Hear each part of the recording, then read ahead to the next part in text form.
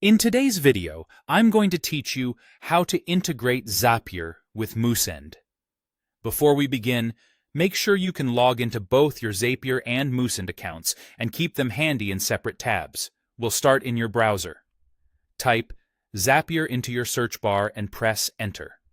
From the results, click the official Zapier website. Once you're there, sign into your account so you can access your connections and workflows.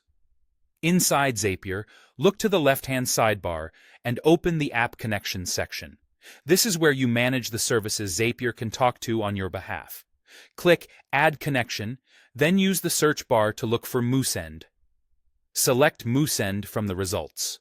A pop-up window will appear asking for your Moosend API key, which is how Zapier securely connects to your Moosend account. To find that key, open a new tab and log into your Moosend dashboard. Click the gear icon to open Settings, then choose API Key from the drop-down menu. Copy the key you see there. Treat this like a password and keep it private.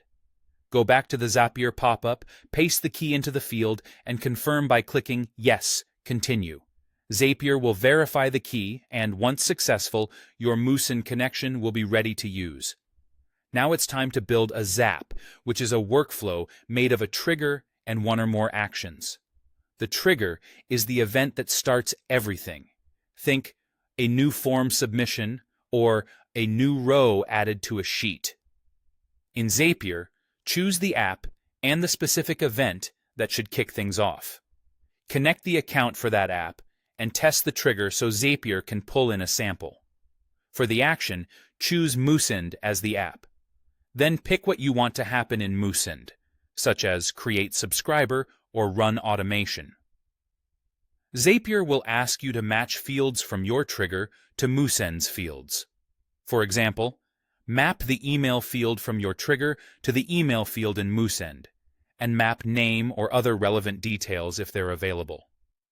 Take a moment to check formatting, especially for email addresses, to make sure everything is clean and accurate. When your fields are mapped, run a test. Zapier will send a sample to Moosend so you can confirm the data flows correctly. If the test looks good and the result appears as expected in Moosend, turn on your Zap to make it live.